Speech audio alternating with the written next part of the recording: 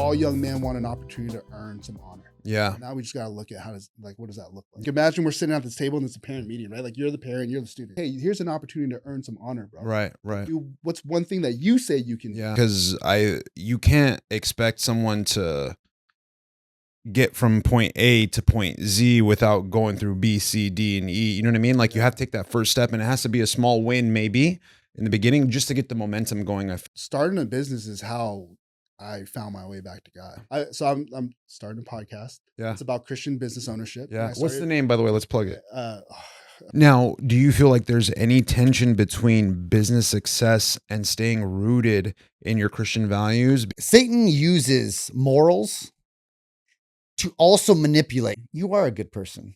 You don't need God. Welcome back to Clearview's podcast, guys, where culture meets conversation. It's your boy Bishki Baby and my beautiful co-host, A1 Day One, Mr. Tim Big Daddy Simmons. And today we have a special guest, a successful Christian entrepreneur and friend of the show, specifically Tim. My first time meeting you, Justin, but it's a pleasure so far. Justin Nguyen. So welcome to the show, Justin. Happy to have you on, man. Thanks for having me, bro. So I want to get right into it too, bro, because we were having some good conversation before the show, and I want to like kind of continue that momentum. I want to take it back to, though, congratulations. First of all, you just had a baby at home, correct? We did, yes. And you had a home birth. That's right. So do you mind touching on that a little bit, like what that experience was like and what goes into it? Because typically, people have babies in hospitals. So I would love to understand what that was like for you. Yeah, man. It was beautiful, bro. It was like the best way I can explain it is like there's so many things in this world that God's given us and they're miracles, Mm-hmm. And we don't treat them like that anymore. When my wife had our first son in the hospital, I just remember she was like, first of all, the experience was horrible. A lot of reasons for that. But she was like, on a hospital bed.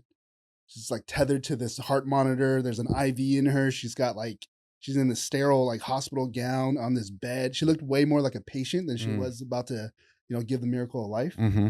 And having the baby at home, dude, it was a completely different feeling, man. It was so amazing to watch her trust her God-given body. When she walked into this, she was like, this is a test of faith, not a test of faith, but this is like faith calling me to do this. God is calling me to do this. Like he designed me perfectly to give birth, and that's what I want to do. Right. So she had no medical practitioners. It was just her. Whoa. And a couple of her friends that had like, they prepped, they had to plan and all that, but Yeah, because you said, I think you brought up earlier that she did a ton of research on this. Like they had a whole binder. Yeah, exactly. They had binder of all this stuff. Every scenario that you could think of, every emergency situation you could think of, they were prepared. But the cool thing for me, what I got to see was like, just like how much it all flowed together. Yeah.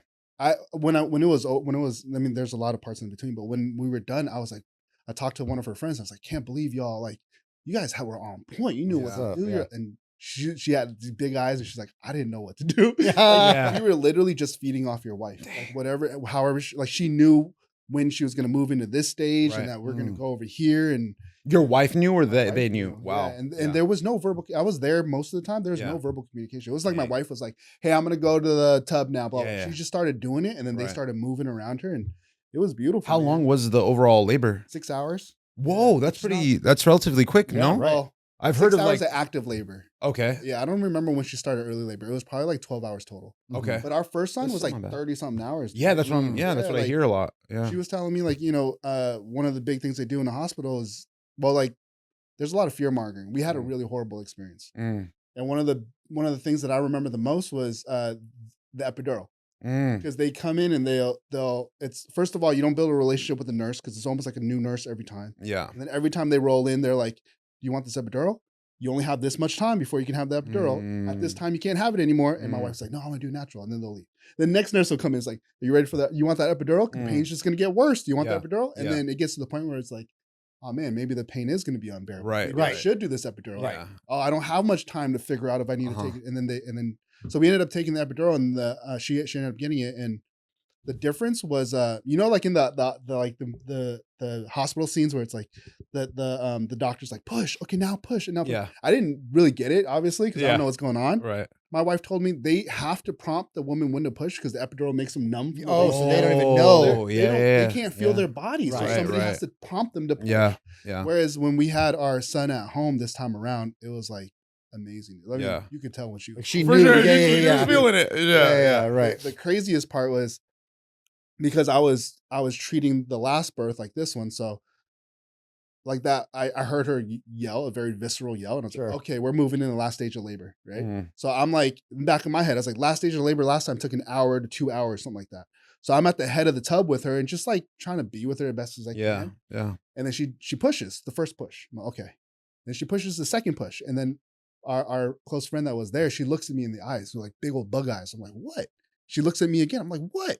And then she jumps into the tub, puts her arms down. My son was already halfway out. Oh, wow. Oh, from her angle, she saw that he was coming out already. Yeah. And then my wife pushed one more time and he was all the way out. Right. And I was like, dude, that was like last time it took like 2 hours for the final. You know? So it was crazy, man. Isn't that crazy though? Like there's the concept of having the baby water birth style. Like I feel like from the outside looking in, you're like, he's underwater, like he's not gonna know to breathe, but he's in water in her stomach the whole time. Exactly. So he's chilling. If anything, that feels more like home than anything. You know? So that's insane, man. So what's your advice to anyone that's looking to do that? What are the steps they need to take and what goes into it? Like, did you need to get permission from a doctor or is this just like a personal choice? You can just do whatever you want. There's a lot there. So like, first of all, I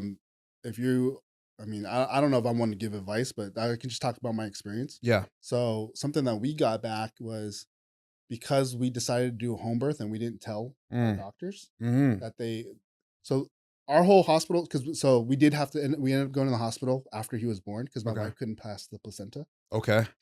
And then, so we get to the hospital and, the doctor gets the placenta out and stuff. And we ended up staying overnight because they wanted to, make sure we're okay. And she was like everybody was great for it, while we were there. And then the last doctor that comes in the day that we're supposed to get discharged walks in. She goes, okay, so I need to tell you guys, because you decided to do a home birth and you didn't tell anybody, you are no longer allowed to have a baby at this hospital. Okay. And then my wife was like, wait, what if I promise that like she's just reeling. She's holding an infant. Yeah. Right? Like, and somebody they didn't talk to me. They went straight to her. Yeah. And she's like, what if I promise to have the next baby at the hospital? Can I do it? Like, she's just reeling, and I had to kick her out. I was like, if that's your policy, I need it in writing and I need you to get out of this room. Yeah. You know what I mean? Like, straight up. So if you are going to have a baby at home, that might be something that comes up. Okay. Pay attention to that. There is one piece that, as like a man, I believe my role is to protect my wife. And one thing that I didn't speak up on, and I wish I would have, is to have somebody with birthing experience in the room. You don't have to have an active role, but to have them there, just in case something happens. Like the placenta was a thing that possibly could have gotten figured out if somebody knew what was going on. Right. So, was that the only thing that happened that like made you feel that way? Where you're like, man, I should have had someone that was it. Okay. That was it. Okay. Yeah. Other than that, everything was smooth and beautiful. Like the most beautiful thing is, even with our son after he was born, my first son after he was born in the hospital, again, a lot of fear mongering by the nurses. They were like, when are, the rule is they have to poop once and pee once before they leave, something like that. So my son wasn't pooping. So every hour they would come in. It's like, did he poop yet? No. Oh, you got to give him formula. And my wife was like, I want to breastfeed. I want to give him formula. Right. Yeah. And then on the hour, a new nurse would come in. Did he poop yet? No. Okay, you should give him formula. And Mara said, I want to give him formula. And then after a while, we're like, okay, we'll give him formula, because you're scared. Definitely. First one, everything. Yeah, they like force you into it almost. Yeah. And I don't necessarily blame them, but that system, that checklist system is not a miracle. Almost takes the human out of it. Yeah. It's just like, having him at home, first thing I see is my wife, still attached with an umbilical cord, like holding him, feeding him, and in our living room with worship music blasts, people that we love. And my one advice, if you're a man,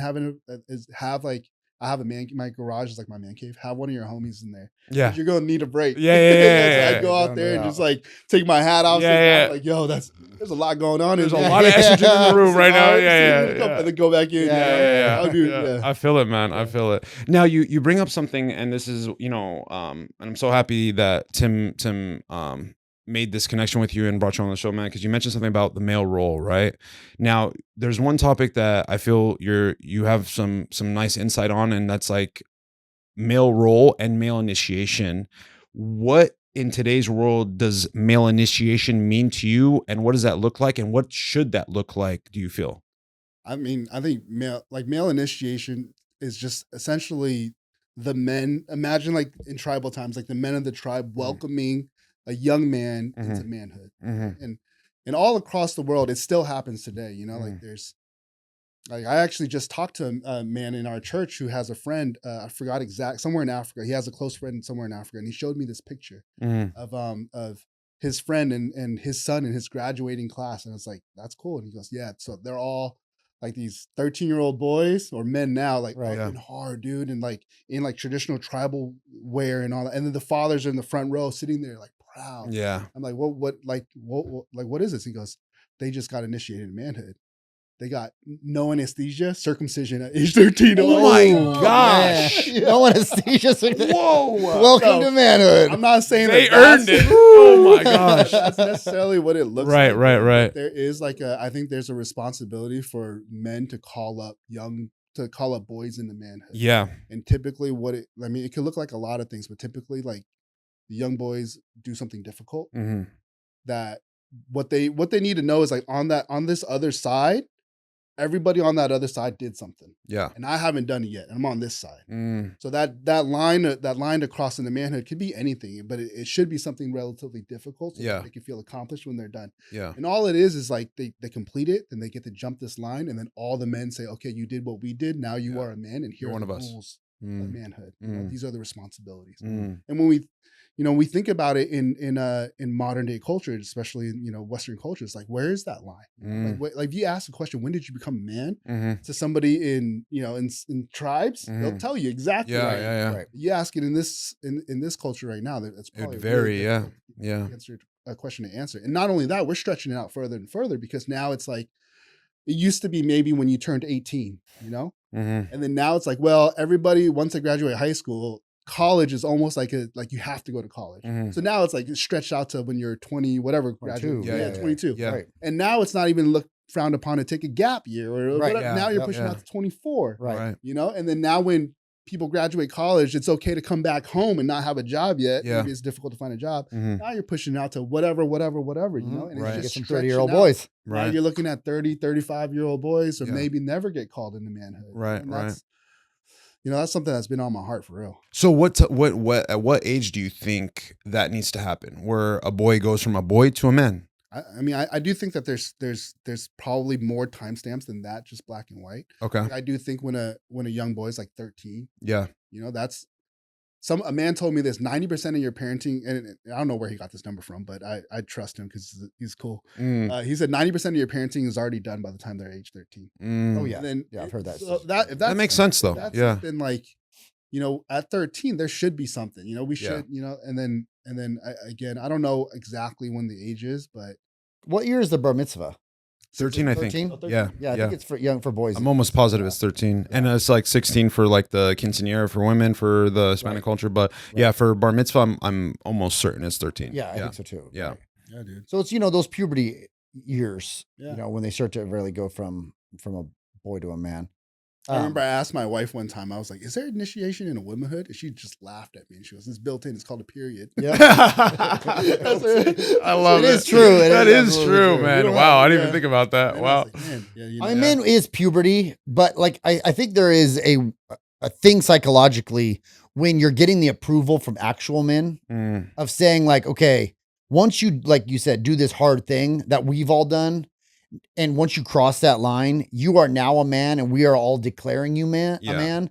It does sink something into that individual of saying like, okay, now I got to actually grow up. I'm no longer what I was. I am now this. And I'm having these men tell me that now I am responsible for XYZ. Yeah. And when that happens, I think that changes the psyche of a boy to a man, Right. and that's really what we're trying to do Right. is get that psychological change in the individual, in that boy. That's it, dude. Yeah. And I think right now in culture right now, we're actually doing the opposite. Oh, no doubt. We're confusing the heck out of young boys. No and doubt. trying to talk to them about their feelings and yada, yada, yada, whatever it is, you know? Right. Feminization of all these fools. Yeah, Yes. And I believe like the truth is like men are really we're just mules, dude. We're built to like work and serve. Yeah. You know? Yeah. No doubt. And you know, this is part of like when I was an educator, like I saw a lot of damage being done to young boys because they were like, you know, teachers were trying to get them to talk about their feelings, trying to get them to,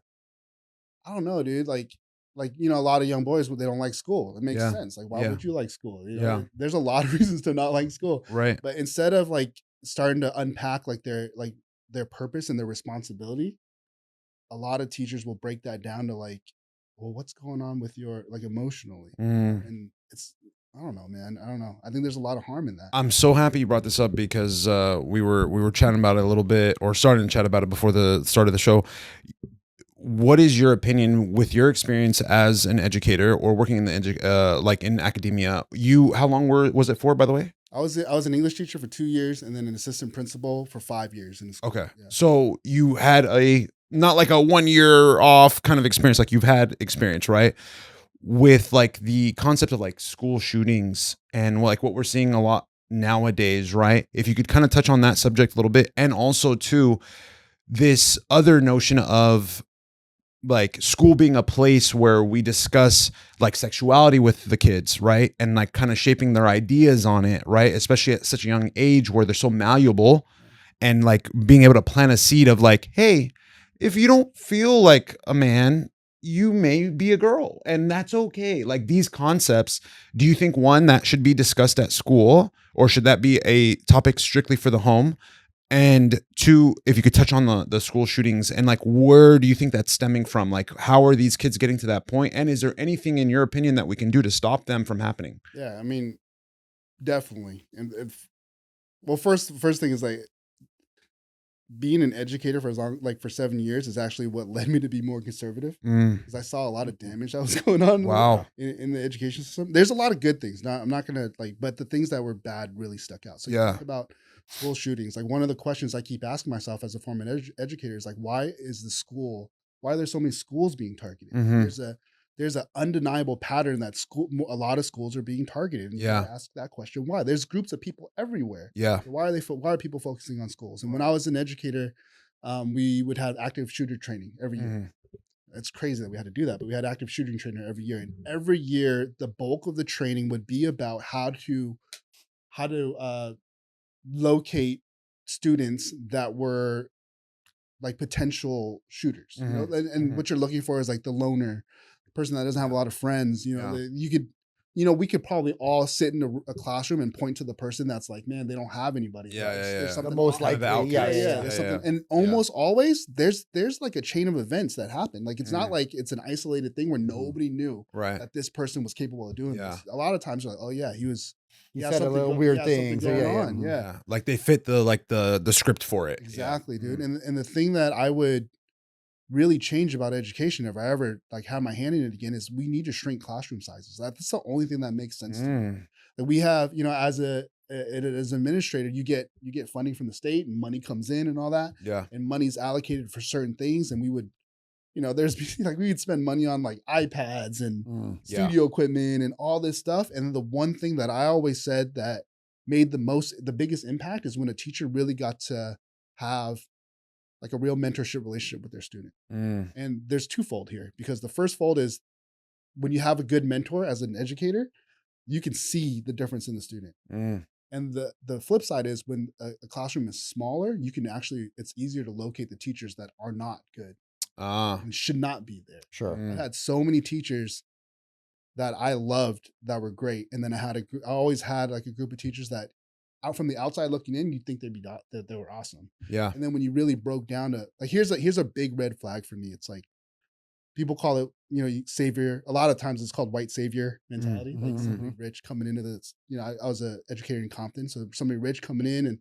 saying they're going to save all these kids. Right. And the thing that always like was a flag to me with teachers is like, it's such an ego driven profession, or it can be. And here's the thing, here's like what I say. It's like, There's some teachers that like celebrate when a kid graduates and they come back to visit them. And Right. oh, like look, like all these, like they love me. I'm like, that's not it. Dude. A student should leave you so prepared that they don't never need to come back. That's the ticket, dude. Yeah. And so I saw a lot of teachers. What they would do is they would essentially like give good treatment to kids that they liked, and then once you kind of like rub them the wrong way, they're like, oh, they're problem. And the problem is a lot of times it's male students. You know, one of my biggest projects before I left was how can I? There's a lot of students during COVID that they didn't want to come to school and wanted to drop out. Yeah, I was like, how can I recover these students? And most of my meetings were with male students, and there's like a lot to see there. Like there's when you look at male students that want to drop out of school, you look at their family dynamic. Almost all the time, it's a single mother household, or this father's there, but the father isn't the one that makes the decisions. And you know, there's one that doesn't make the decision. It's not a strong male household. Right. Yeah, exactly. And then you start talking to these students more and more and unpacking what's going on. They're all addicted to video games. Yeah. Compton is not the safest area, so their parents don't want them to go outside. Yeah. So they're like, mom is like, stay inside. Like, what's wrong with him? What's wrong if he doesn't graduate school on time? He's inside. I want him safe. Right. It's the most dangerous thing for him long term. Yeah, man. And it messed up a lot of young men, dude. Yeah. Damn. Is there? Do you feel like with that being the case, like with the young men that you do see today, right? What are the missing key rites of passage into manhood that they're lacking? Like, what do you think the issue is? Like, where's the gap? Well, like when I was running that recovery program, the thing that had the biggest impact was just simply giving them like a way to earn honor. It's pretty basic. It was like, so like imagine we're sitting at this table and it's a parent meeting, right? Like you're the parent, you're the student. Yeah. What I would go is like, I would go to the students. Okay, so like you've been falling behind on all these things. Like from this week to next week, what's one thing you commit to? Yeah. That you can do. And then you have to give Dad a job and you have to give me a job. Yes. Yeah. Right. And that like slow burn, because the next week we come in and it would be like, did you hit it? And if it did, they were like, you could see them like, I did what I said I was going to do. And we make a new goal. And if they didn't, we get to unpack. Well, did you ask for help? Right. Or like, it was so cool, man. It worked. And the thing that I saw though is a lot of teachers were like, when you're failing in math and English and all that stuff, and then I'm sitting here at the table saying, just do one thing. And all the teachers are like, but he's behind on everything. How can you only ask him to do one thing? I was like, dude, like, got to understand like what's going on here. Right. Yeah. Like you've been asking him to do everything. Like if all we do is pour onto this young man that he's a failure, that's what he's going to give back. Right. Yeah. You say, hey, here's an opportunity to earn some honor, bro. Right. Do what's one thing that you say you can do. Yeah. It's not about me. Yeah. It's about me you training yourself up to be, to be a man. Right. I think like in like long story, but I think all young men want an opportunity to earn some honor. Yeah. Now we just got to look at what does that look like? Yeah. Yeah. And it's so true, man, because you can't expect someone to get from point A to point Z without going through B, C, D, and E. You know what I mean? Like you have to take that first step, and it has to be a small win maybe in the beginning just to get the momentum going, I feel, and then once you do get that momentum going, it can kind of cascade from there, What do you think about like just especially those communities, and basically nationwide, we have the problem with all communities is just the fatherless homes, just especially in young men, if they're being raised by single mothers, the single mothers are doing their best, but at the same time in doing their best, they're kind of trying to do both roles and they're doing a role that they're just not capable of doing. Right. You know what I mean? And I still feel like that's one of the major things in all of our societies, and I don't care what culture it's in, we have tons of fatherless homes in all the different communities. I think the highest is still probably like the Asian community has like the highest fathered homes, and it shows because they're the most, they're the highest income nationwide. You don't hear a lot of Asian violence going on. You hear, they're pretty disciplined individuals. Their culture is about just being disciplined, but yeah, it's interesting. Yeah, man. With the school shootings, what do you think either the school can do different? I mean, do you think it's a cultural thing in schools, or do you think we also need to do, I'm big on putting like a police officer in every school, an armed police officer in every school, not just, one of the reasons why I think they pick schools is because Lack of security. they know there's no security. They know that, gun-free zones Vulnerable. are the highest areas where actual mass shootings happen. Yeah. But do you think there's any other ways of, other than like just knowing your kids and like you said, smaller classrooms, a teacher can know their kids better. Yeah. Maybe can establish a little bit better of a relationship with these individuals. I think that's the best way, dude. And to be frank with you, my wife and I are going to homeschool our kids. Oh, yeah? For as long as we That's can. a very smart idea. For somebody that was in public education for 7 years to say that, Yeah. like, there's a lot going on. That goes to show you. schools, Yeah. dude. Yeah. And, A lot. yeah. So I definitely think an armed guard would help. Mhm. I think smaller classrooms would help. Yeah. But beyond that, dude, it's almost like a system that's so inflated that the only way to fix it is to deflate it. Right. almost. Yeah. That's, I think, the full entire federal government as a Yeah. whole. Yeah. Just Yeah. That's why we say. That's why we say education. Like my wife and I, education, healthcare, and food. Like my wife was a physical therapist, Mm. and she used to be forced to book like 3 patients at a time. Like over like triple book. Really? And then she's spending like 15 minutes per patient. And then like right. Yeah. rolling them out, and it's because it's like you just got to keep the money train going. Right. And Yeah. the system is So like the only way that she saw to fix that was to start her own practice so that she can do what she needs to do. And that's really my heart is like, let's have more entrepreneurs be the cornerstones and the pillars of their community. Right. Like, I think that's, Me too. I think that's the move. Now, I'm glad you bring that up because obviously one of the aspects or reasons why we wanted to bring you on was you are a successful entrepreneur in the business that you have. But more than that, you're a Christian entrepreneur, right? Amen. Now, what other responsibilities do you think a man should reclaim in society, family, and business? And if you could also speak on with your personal journey, how has that shaped you in carrying yourself as a man, a leader, and as a business owner today? You mean like my faith? Yeah. What do you mean? Oh man. I mean, so starting a business is how I found my way back to God.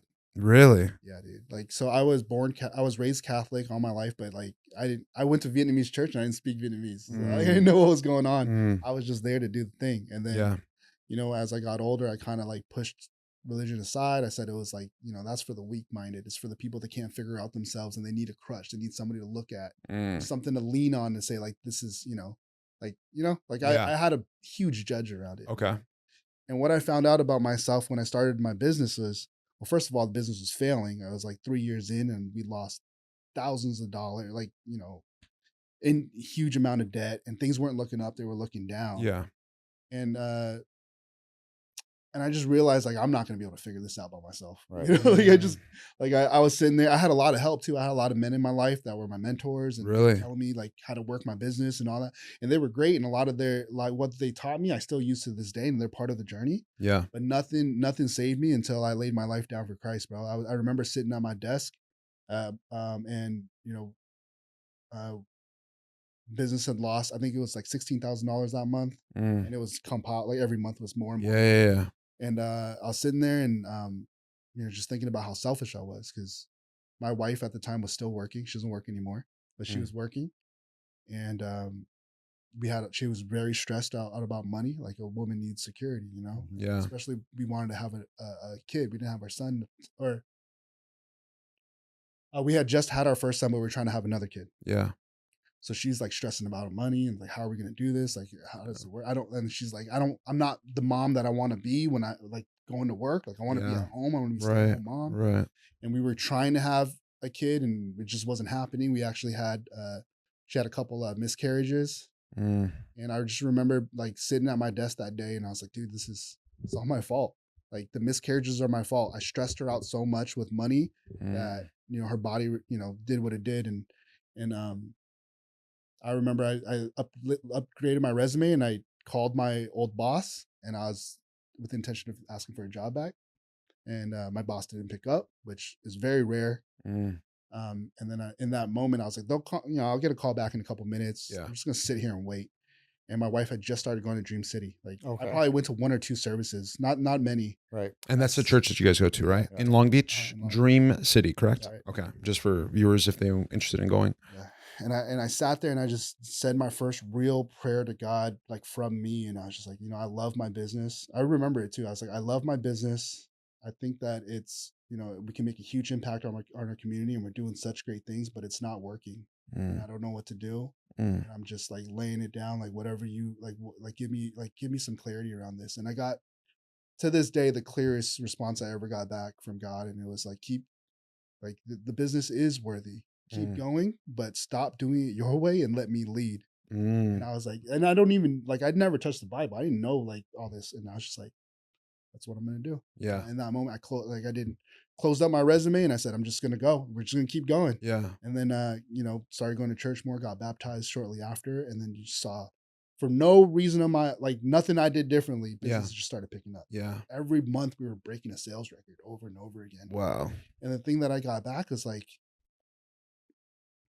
God is so good, man. And I spent so much of my life acting like I didn't need him. And it's just simple, like man stuff, like what works and what doesn't work. Doing it my way did not work. Yeah. And just giving my life to God, giving my business to God worked. Yeah. So, and just to give a little context, the business that you have is Long Beach Mushrooms, correct? Correct. And if you could just kind of sum it up, like what is the aspect of the business? Like what is like the day-to-day? What are your guys' services? What do you guys do? Yeah, we grow and sell gourmet mushrooms. So Okay. we sell mushrooms, like over 10 varieties of mushrooms, things that you won't find in the grocery store. And we sell it direct to chefs, Okay. direct to restaurants, at farmers markets. And then we're looking into getting into some some bigger distribution stuff. Nice. Now, this leads into my next question. With your faith being so centered with, you know, what happened, right? You were kind of on your last leg. You guys were declining month over month, and you kind of hit like a rock bottom in a sense, and turned to God. How does your faith now, and like, how do you incorporate that into the way that you run Long Beach Mushrooms? Yeah, man, it comes up every day. Here's the thing that I like to think about, and it's, we talked about it earlier, but it's like this, like how a man's mind can get so clouded with all this like overcomplication. And what if I came to you and I said, bro, here's a playbook for your whole life. And everything in here works. You know, it's the Bible, bro. Like, yeah. You want it to really start is. talking about It's that simple. how to be a business leader? Yeah. So I'm starting a podcast. Yeah. It's about Christian business ownership. Yeah. What's the name, by the way? Let's plug it. Okay. So it's not cement. It's called the Daily Bread podcast. Love it. I love it. You know, we're gonna have a revival in the marketplace. Like it. And it's gonna be for, you know, Christian entrepreneurs. Yeah. And what I like, if you want to be a good business leader, look at how Jesus treated his disciples. You wanna have more faith, go read Job. You know, you wanna make good business decisions and how to overcome obstacles, go read the book of Nehemiah. Like it's all there, bro. Yeah. And as I unpack it more and more, it almost like to the point where I was like, dude, like before I found God, I was calling myself God and I didn't know it. Yeah. We all worship something. Yeah. Oh, for sure. Yeah, we all worship something. And why not worship the only perfect example we have, and that's Jesus Christ. Right. Yeah. Yeah. Now, do you feel like there's any tension between business success and staying rooted in your Christian values? Because like it says in the word, it's easier for a camel to thread the eye of a needle than a rich man to go to heaven, right? So how do you balance the two? Like trying to push the limit and find more and more success, right? And with that comes obviously profit and money, and right, and still staying rooted in your Christian values. And I think there's two answers to that. The first one is Jesus wants my heart.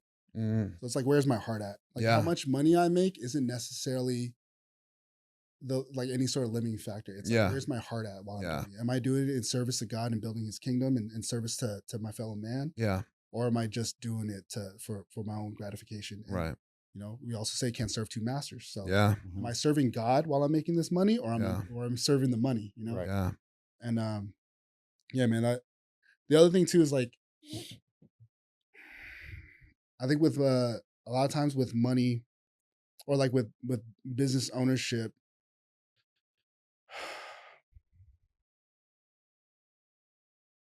I think I can get caught up in my own ego. I think that's the biggest thing. And you know, like when it fails, it's like, oh man, like it hurts my ego. When it definitely. And when it succeeds, I'm like walking around a little bit more proud, you know. And, right. And the one thing that I've learned is like I can give glory to God in both places. Yeah. So like how much money I make, I'm giving praise to God. Thank you, Yeah. God. Like, Yeah. and then when I don't make a lot of money, Yeah. same thing. God, thank you, God, for these lessons. Thank you, Right. God, for these opportunities to learn. Yeah. And grow. Yeah. Was there anything that changed on the, like, in the physical aspect or like the actual way you were conducting business when you hit that low and you turned to God? Or did you legit like not change one thing and this things turned around? I really didn't change anything. Really? The one thing I did do is I gave thanks to God every time. Like, In what way though? Explain that. I would literally say thank you, God. Like we Okay. had, I remember I was in a team meeting Mm. and we just like tallied up the numbers for the week and we had blown out the week before. Really? And I'm like, thinking like, I don't know what we did different. I Right. really don't. Yeah, yeah. Like, one thing, like, so all I can think of was like, hey, we're all going to give thanks to God right now. I know my whole team's not Mhm. religious and they don't have to be. Right. Mhm. Sure. But I was like, in this moment, like we're thanking God. Like I'm like, Mm. bow your heads if you want to. If you don't, that's okay. But Right. and then I just did a quick prayer, thank you, God, and Yeah. that's it. Yeah. And I don't know, and I can't speak for it. And I Yeah. think that's kind of like the beauty of having faith. Is like I don't need all the answers, man. Yeah. It's like, especially as a man, it's just simple. What works Yeah. and what doesn't work. Yeah. I don't know what's going on. But Yeah. I know every time something good happens, or like just me praising God and giving Him thanks, my business has been growing. Yeah. So why Yeah. am I going to stop doing that? Yeah, You know? yeah. I remember hearing one time that even when it like comes back to the word and you mentioned like I don't have to understand it, right? We're not intended to understand the Bible, we're intended to accept it. And like you said, it is a playbook for life. And ultimately, even if like I feel like if you were an atheist, right, or someone just not a believer, and you look at the Bible, if I were to say like, hey, you have the option of this or you have the option of not this, right? All the Bible teaches you is how to be a good person, right? To live by like certain core values, right? Like honesty, respect, steadfast dedication. There's nothing in the Bible that like teaches you to be anything but a good person, right? So it's like even if you don't believe in God per se, it's like you could still turn to the Bible for just like overall day to day like good qualities and good values to like be able to like just be a decent human being. You know what I mean? So I just find it interesting when people they look at it more so and they try to poke holes in it rather than just taking the ultimate message, which is like just being a good person, and in every facet, right? I've been thinking about that a lot too, though. But me and my wife had a good conversation about that. I recently heard someone talk about, a lot of people. You hear a lot of people say, "I'm a good person." Why would the murderer go to heaven, and the guy who is a good person? He's like, I'm a good guy. I don't steal. I don't murder. I don't do these things. Yeah. How could God punish me and allow that guy who just murdered somebody? How would he let that guy into heaven and not me? Right. And I think the reason for that is Satan uses morals to also manipulate. We all think like the good person is not being used by Satan as well. Oh yeah. So Satan wants you to think, but you know what? You are a good person. You don't need God. Anything that deviates you from God is of Satan. Yeah. Anything. Yeah. And good morals can deviate you from God. It's true. You feel me? So when that happened, like I think we really got to kind of re-talk up and reshape that conversation on just the Bible is just out there to make people better people. The Bible is there to bring you to Christ. Right. Full stop. Right. Ultimately, And yes. ultimately, while you do that, the reason why you're doing that is, and then, he has ways of being a good person. Yeah. But the reason to be a good person is to not sin for him, not for yourself or your community. Yeah. Right. And so, keeping that at the highest right point. priority. Yeah. Priority. Right. Yeah. And not just, just the good morals. I'm a good person. Yeah. Because that is still a very shallow. No, for sure. Outlook on very true. on life. Very, very true. Danger to it, just like you said. Like, it's just as dangerous. I don't want to go back too far, but like when I was an assistant principal, there's this one teacher who was like, I love all my kids. And it's also a red flag to me for somebody who says like I don't have kids of my own. My students are my kids. That's red flag. Yeah. But no, terribly. She's like, I'm like this, blah blah. Like these kids are like, just like that savior mentality. Yeah. And I found out she was doing things like she signed a permission slip for a student to go on a field trip. Yikes. And because her parents was like, you can't go. and then she signed it so that she can go. Yeah. Like, you know, there's like stuff like that. There's like, what is a good person? Like, who are we to judge who a good person is? Yeah, definitely. There's only one way to heaven. That's a nail Yes. tap. Yeah. Right. Yeah. You know, we don't need us deviating is all that is like, I believe it's like us worshiping ourselves. Right. That's what Right. Yeah. Yeah. And good person, bro, we're all sinners. Yeah. So whether you are the person who does the murder or the stealing of the whatever, Right. or you're the person that in your you portray to all you guys like I'm a good guy, Yeah, right? yeah. But you guys don't know my heart, Right. and believe me, right. I sin a lot in my What are heart. your thoughts? Yeah, You know what I'm saying? No matter how good I pretend to be, Yeah. bro, it's jacked up. Right. And Right. everyone has that same jacked up. For sure. Yeah. Right? Yeah. I mean, no one is innocent of any of those things. Yeah. So that's where it's always like, you know, stop getting away from who you're being good. Like we are all bad. Yeah. Full stop. We are all bad people. We are all flawed sinners. And without God, that's the only thing we have to forgive us for being who we are, you know, which is awful people. Do you feel like you're just kind of taking it back to the business? Do you feel like now that you've refocused your mind and your heart on God, right, and connecting and building that relationship, right? Do you use anything particular that you could share maybe with another entrepreneur that like your day-to-day operations, anyway you kind of approach business now that you're God-centered? Yeah, for sure. Like one that comes up every day is like how I work with my team. So like a question I always ask myself is like, why did Jesus have disciples? He could have done everything himself. He could have showed up on earth, snapped his fingers, and accomplished whatever he thought he should have accomplished. Right? Yeah. But he decided to pray. He prayed and he picked these people who most of them were broken in our world terms and were great people, and he decided to teach them. You know, and not only teach them, but do so much more than that. Like like his teaching was in action. It wasn't like he was in a classroom saying, these are the things that you should do. Yeah. It's like, let's hit the trail. Yeah. Let's get to work. And then when things come up, we're going to solve them. And I'm going to show you how. Yeah. And then not only that, I'm going to commission you to go do exactly as I do. Yeah. You're going to go heal. You're going to do this, you know? Yeah. And I have this on my whiteboard on my desk. It's bracketed. It's one of the hugest things. And it's directly tied to how Jesus treated his disciples. It says, mentee, mentor, replace yourself, redeem your time. So what that means to me is like humble myself enough to learn from somebody else, be a mentee. And then after that, I should be mentoring people. I should be teaching. So my team, I'm mentoring them, and then replacing myself, just like as Jesus did. He's like, I'm going to be out of here, and y'all are going to have to, you know, pick this up. Right. So like I'm doing that. Like I'm commissioning my team to do things, and sometimes they're uncomfortable. They don't feel like they can do it yet. I'm like, let's go. Yeah. Like, this is yours. You're gonna own this. Yeah. And then the last part is like redeeming my time. It's like once I'm free of that, like it's on to what else can I do? Right. So, Yeah. On to the next project. There's a lot of things intertwined through my faith and my business. The biggest, like the one that sticks out right now is that. It's like, how do I like discipleship? You know? Yeah.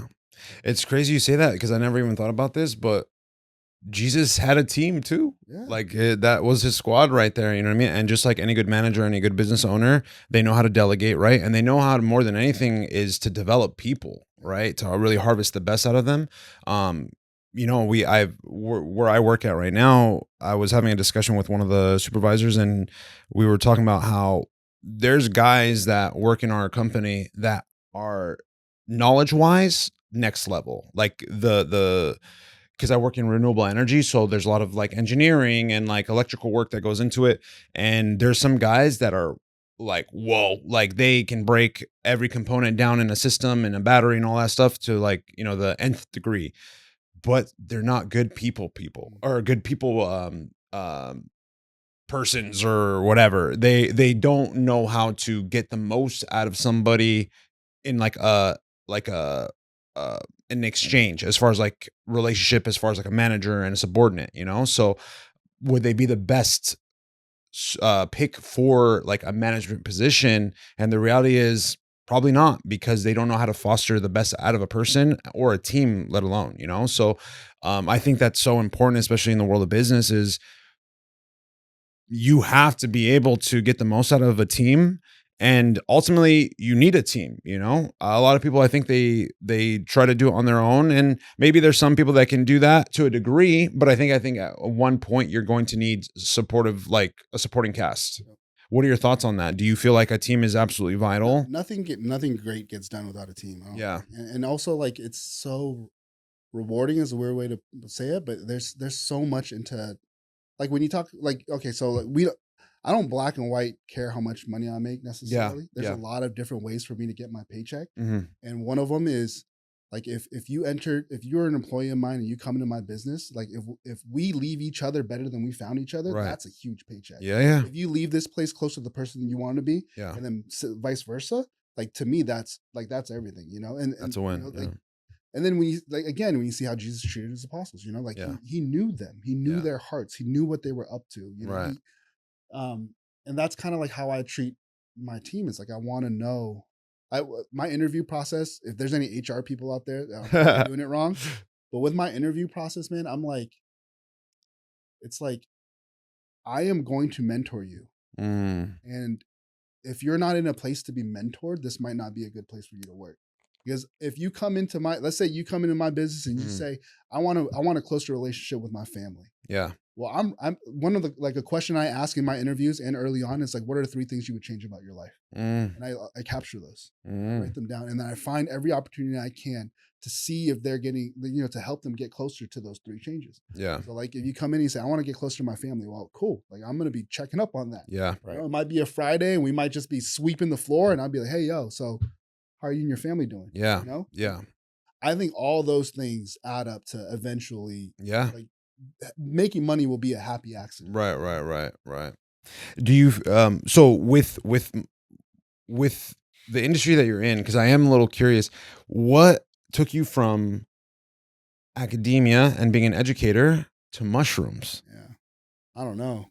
I was actually I do know. So I got to chaperone a school trip one time. Okay. And the school trip was to a regenerative farm up in like I forgot, it's like Santa Cruz or something like that. So we're going to stay on this farm for 6 days, I think, and we were going to learn how people work farms. So I was with a group of students, a bunch of boys, and you know we were learning how to do compost, how to raise animals, how to, you know, all that. Part of it was like how to eat healthy. So they had like this bowl of sugar, and this is like they're just showing you how much sugar they use, you know, just whatever. Yeah. So the thing that I got from there was like how inherently we are connected to our food, because on the first night, so these are all pretty rough kids, not all of them, but pretty rough kids in Compton. Yeah.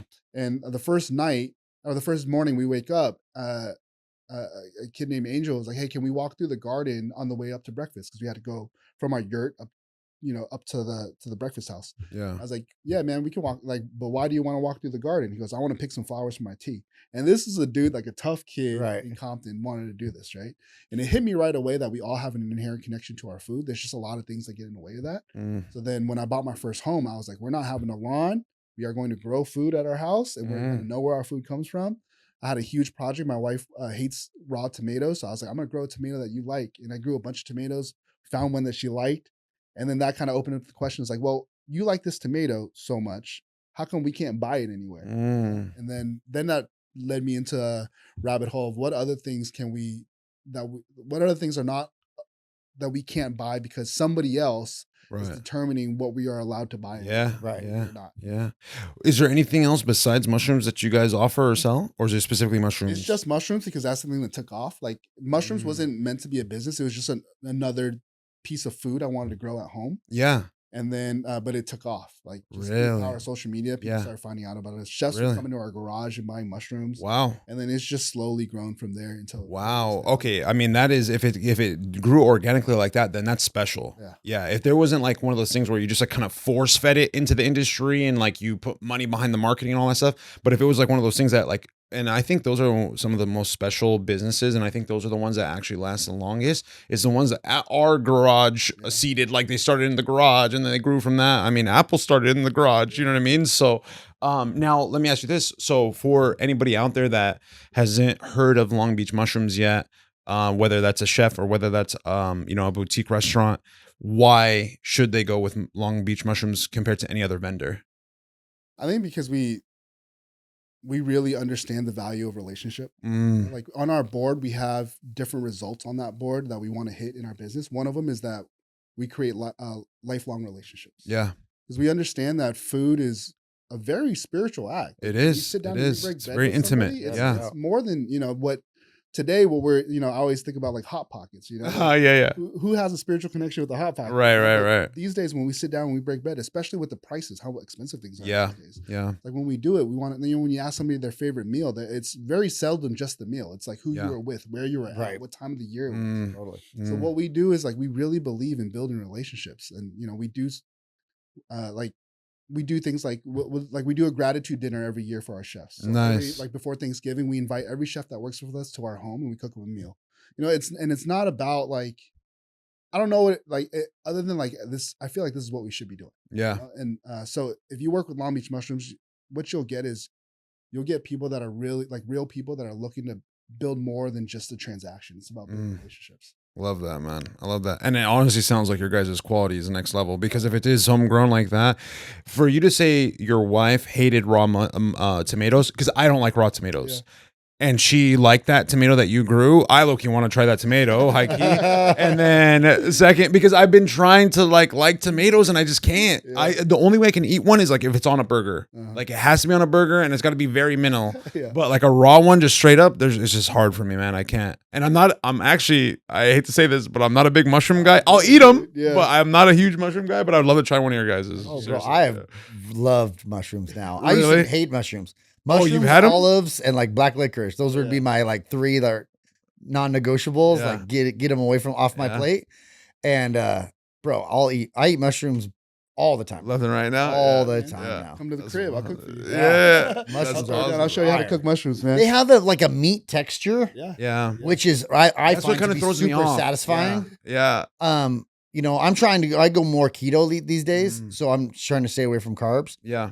With the exception of like vegetables. So I do a lot of mushrooms and meat. A lot of just those type of vegetables. Right. But mushrooms are one of my go-tos now. Yeah. I love them. Yeah. Olive oil, throw them in the air fryer, and shoot. Oh, that sounds actually really good. It's fire. Okay, so let me ask you this: what is like what's like the bigger vision for Long Beach Mushrooms 5 to 10 years from now? Where are you trying to take it? I mean, we're short answer is I don't really know. Like I do know, but I don't know. Like the market's going to dictate. Yeah. Like, so far the market's just growing and growing and growing. Yeah. So I'm a big believer in just doing what's in front of me, doing what's next, and then God's going to open up the way. Yeah. So like right now, the plan is to learn like the big distribution game. Yeah. There's mushrooms getting shipped in from Canada, getting shipped in from China, getting shipped in from all over the place. Yeah. And mushrooms don't even have a long shelf life anyway. So the fact that a lot of times you go to the supermarket and you're like, these are mushrooms? Like, you look at ours and there's a complete difference. Yeah. I think there's an opportunity for me to step into that game and learn the big distribution game. And there's some grocery stores that have interest in working with us. And so, I'll see. But I'm just doing what's next and having faith in God, dude. I love that answer because it was a real one. It was a real answer. Anyone else, I think, would have BS'd and been like, "Oh yeah, we're planning on, 10x in the next 5 years and all that." I love that, man. And I hate that question. I didn't mean to ask it, but I hate like when they ask you that in an interview. They're like, "Where do you see yourself in 5, 10 years?" But like, bro, I'll be lucky to be awake tomorrow. Like, you never know what's gonna happen, So how can I plan for something? Yeah, it's good to have a plan per se, but what do they say? When we plan, God laughs, right? So it kind of goes into that notion. Also, before we close up, I want that quote. I have to hear it again. The one that you said, when we're committed and addicted. What was it again? We're either committed to something or we're addicted to something. Yeah. It's the truth. It's the truth. For people that are watching, I feel like once they replay that in their head, they're gonna really it's gonna hit home. It's like one of those things that just like, damn, yeah, that's big facts. No, it is a deep comment for sure. 100%. I've never heard it before. I think I don't know if it was, I forgot where I got it. Maybe Hermosi, something like that. It was like, it was like they're talking, or maybe it was Hermosi's wife. It was like, if you want a good husband, get ready for him to be busy. Yeah. I don't know. She said that. Yeah, for sure. I'm big on Hermosi. Tim knows this.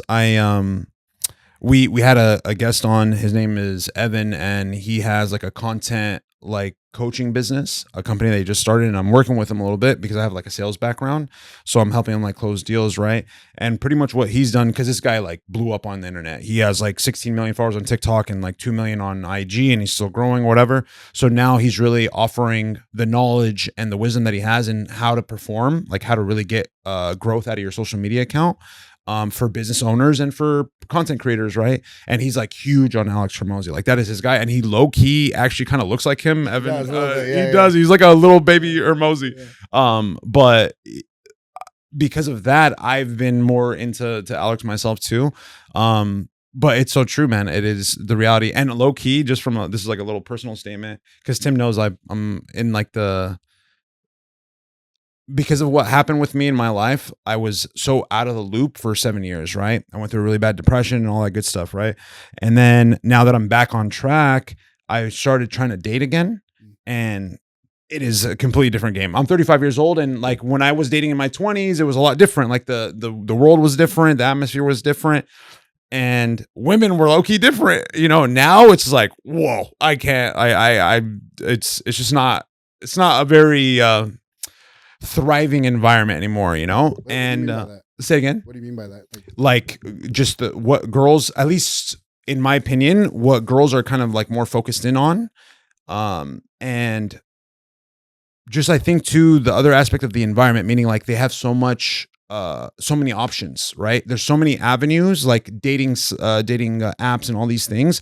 Like there's just so much overstimulation that it's hard to create a human connection and commit to it. You know, like we were kind of talking about how, you know, you'll match with a girl on a dating app, you'll go out with them one time, and then if there's any hesitation or any like lack in communication or anything like that, they have another option. Or they may be, even if there was a connection and it's great and you're staying consistent with it, they still have 10 other people, you know, in their DMs in a sense. And it's like FOMO, like the fear of missing out. Like they're like, this guy's great, but what if this guy's better? Yeah. Or same concept for guys. You know, you can go out with one girl and be like, man, it was great, we had a good connection, all that stuff, but this one's prettier, or this one may be better, or whatever the reason is. So with that being the case, it's like, in my opinion, it's a lot harder. Whereas back then, at least when I was in my 20s, that aspect of the internet and social media didn't really like take off yet.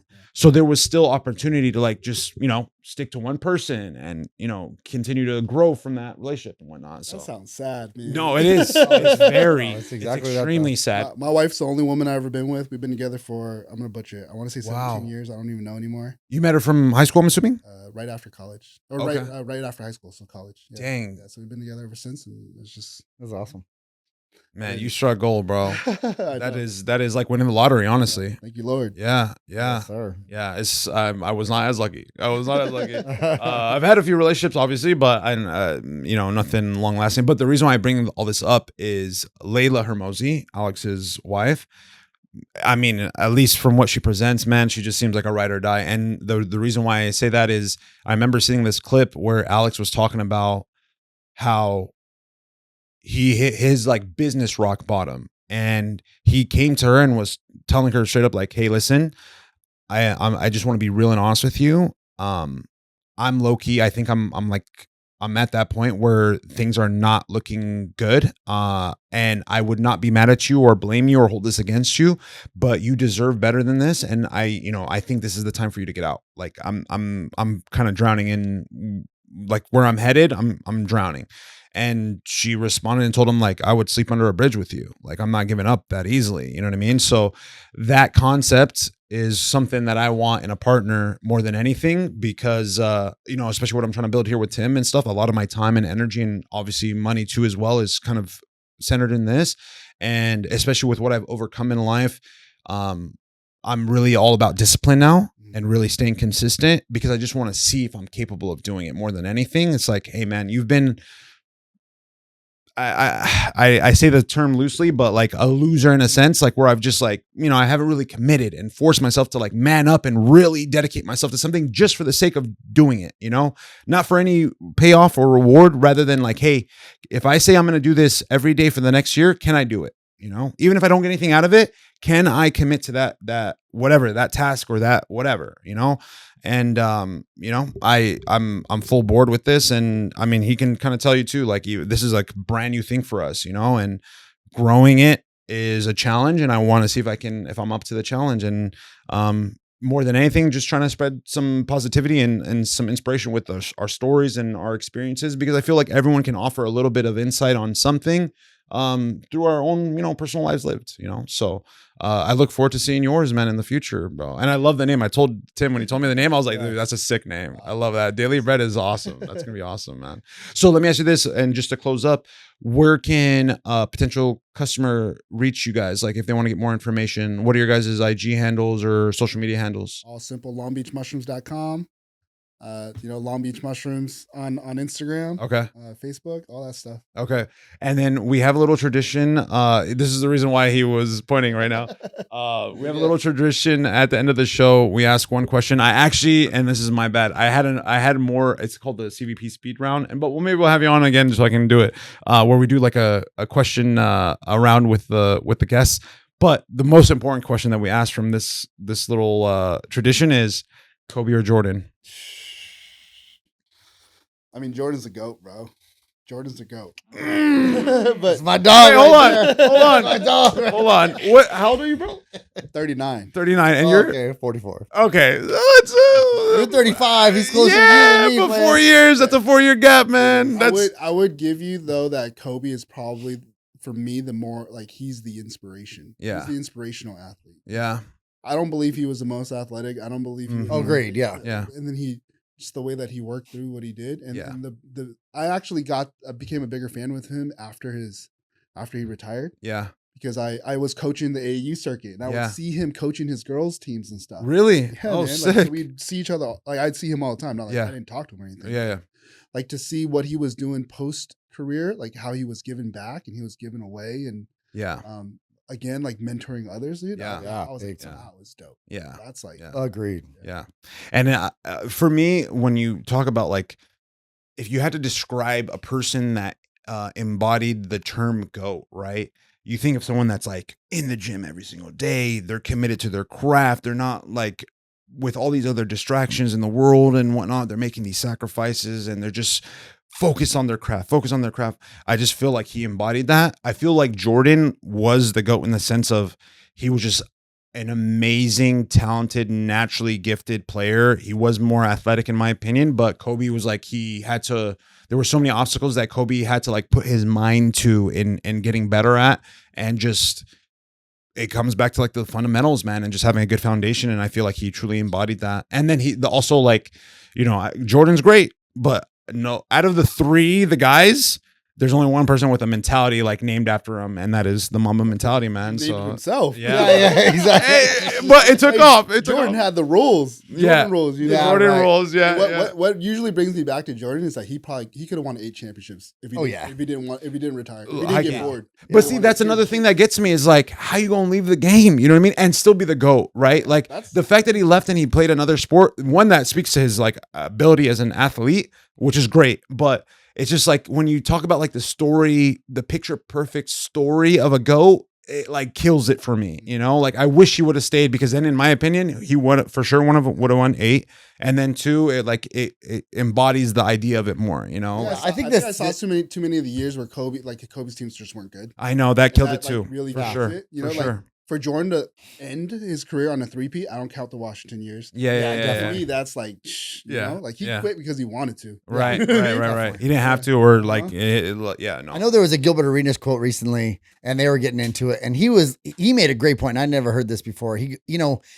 Kobe emulated Jordan, but Kobe emulated 90s Jordan. He didn't emulate 80s Jordan, and no one has ever been 80s Jordan. You know what I'm saying? That's the difference. We all want to look at 90s Jordan because that's when the championships came. Right. 80s Jordan, where he was the ball hog and everyone was giving him a hard time. Yeah. But nobody has seen anything like that. Yeah. Where he was flying through the air on every play. Yeah. He's doing just the jellies coming through. Right. He's just being this Superman coming through. Yeah. And that's what made him Jordan. Yeah. That's those younger years where Right. everyone's like, bro, I'm watching basketball. Basketball is the sport. Right. I want to be like Mike. Yeah. That's the time Yeah. when Jordan made his name. Right. Then when the 90s came, then that's when the roles came in, and that's when the championships came in, and that's where he kind of settled into his game. You feel me? I feel like it was a maturity thing too. Yeah, but that's not when the excitement was there. Right, And right, the excitement that brought people to the NBA was those 80s years. Yeah. And I think that's where Gilbert was explaining. And I was like, man, that's a really good point. And no one, because Jordan had the hands, he had the, like you said, the athletic ability that nobody had. And Kobe, again, was a great, amazing player. Right. But he missed all of those exciting years. I mean, he had excitement, but nothing like Jordan brought to the game. Right. Like Jordan actually, you know, everyone wants to compare the LeBron right now. Yeah. For whatever reason. But Jordan brought the NBA up and left the NBA better than when he started. Right. And you look at and I think Kobe also made it better. Right. I think it was a lot harder. Yeah. He picked up the torch for sure. And I think he carried it in a very respectable way. Right. But I think now if once LeBron took over, yeah, I mean, you've just seen the complete decline of the NBA since not then. the greatest. Yeah. And do you still watch? Because I stopped after Kobe retired. Like I stopped because I was a hooper too. I played like growing up and in high school and stuff like that. So I get it. Like, when he told me he played basketball in college, I was like, oh, sick, fellow hooper. But do you still watch? Because I don't. I can't. I try to catch as many Clipper games as I can. I'm a Clipper fan. It breaks my heart to say that. Hey man, they came up. I used to be a Laker fan. Nick Van Exel was my favorite player ever, and then he got traded away. And ever since then, I was like, I swear I'm never going to be a Laker fan. And back then, it's like there's no league pass or anything. Right. So when your player gets traded away, you get to see him play maybe 2 times. True. That's it. I was brokenhearted, bro. And then I became a Clipper fan. So I'll still watch games every once in a while. I think ever since I had my first son, it changed. Yeah. Because I realized how angry, judging by his fruits. Like when I watch a Clipper game, I'm just cussing up the score. Right. Mad, right. Yeah. The only time I feel, and then when they win, it's never like, oh yeah, like elation. It was just like kind of like, okay, good. Yeah. I don't have to do that. I'm not mad to that. Ever since then, I'll watch, but I'm not like how I used to be. I'm still a Clipper fan though. But they've made tremendous progress. Because I remember years when growing up when I was like really watching, and obviously Kobe was in the league and stuff like that. The Clippers were the Clippers. You know what I mean? But now they've definitely, especially with Kawhi, I feel like he's still like a very underrated superstar too. He's got like that. He definitely. It's hard to say. It's just because of the hands. He has insane. Like he has Jordan hands, you know what I mean? So his potential with that is next level. But we'll see what happens with all this investigation stuff, bro. I'm like, what's going on with that? I'm so out of the loop. I haven't heard that either. No. So there's a reporter that did some digging and finds out that allegedly or potentially that Steve Ballmer, owner of the Clippers, was circumventing the salary cap by paying Kawhi through a sponsorship business, like a secondary business, and then funneling money back to him. Really? So it's under investigation right now. So there might be I don't know, something's gonna come down. Damn, dude, that's the second owner that's got issues with the Clippers, bro. Yeah, the first one was a racist, and then this one he was cheating, but at least he's cheating to win.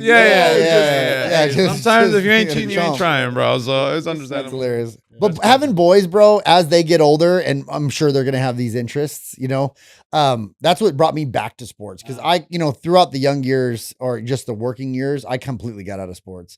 And then now that my boys are of age, they're all into it. Yeah. So it kind of brings you back to like, okay, I'll start watching again. Yeah. When your boys want to watch it, you're like, I'm down. If you're into this, that's what's up. I'll be into it with you. Some of my best memories was my grandpa lived across the street from us. And he had the black box. Yeah, that's what's up. We'd walk over there and watch the games over there. Yeah. Nice. That's what's up, man.